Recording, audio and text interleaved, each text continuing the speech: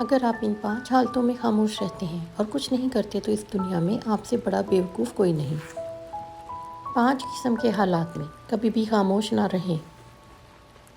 جب کوئی آپ کے دین اور آپ کے نبی کی توہین کر رہا ہو تو اس وقت کبھی بھی آپ خاموش نہ رہیں بلکہ اپنے نبی کی ناموس کی خاطر نکلے اور آواز اٹھائیں۔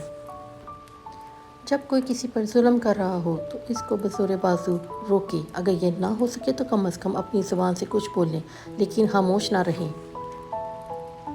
جب کوئی آپ کی عزت اور خود مختاری کو چیلنج کرے تو دشمن کے سامنے چٹان بن کر ڈٹ جائیں لیکن خاموش نہ رہیں۔ جب کوئی حق کی بات کر رہا ہو تو حق کے ساتھ کھڑے ہو جائیں اور باطل کا مقابلہ کریں لیکن خاموش نہ رہیں۔ جب 2 لوگ آپس میں لڑ رہے ہوں تو ساتھ کھڑے ہو کر تماشا نہ دیکھیں بلکہ روکنے کی کوشش کریں، اس وقت آپ کی خاموشی کو آپ کی بے وقوفی سمجھا جائے گا۔ ان 5 حالتوں میں خاموش رہنے والا، نیوٹرل رہنے والا، خود کو مسلمان کہلانے کے قابل نہیں، کیونکہ مسلمان اپنی غیرت اور عزت اور اپنے نبی کی ناموس کے لیے مر مٹ جاتے ہیں۔ رات کی خاموشی کے آنسو کسی ضدی بچے کی طرح اپنے رب کی بارگاہ میں اپنی بات منواتے ہیں اور اللہ اس لاڈلے کی بات کبھی رد نہیں کرتا۔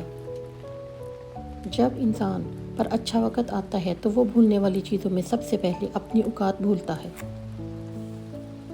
احمق شخص میں بات کو سمجھنے کی صلاحیت کم ہوتی ہے، اس لیے وہ زیادہ بولتا ہے اور کم سنتا ہے۔ انسان کا زوال تب شروع ہوتا ہے جب وہ اپنے مخلص لوگوں سے منافقت شروع کر دیتا ہے۔ سانپ کے بچے بھی سانپ ہی ہوتے ہیں جو اپنی فطرت پر ہی پروان چڑھتے ہیں۔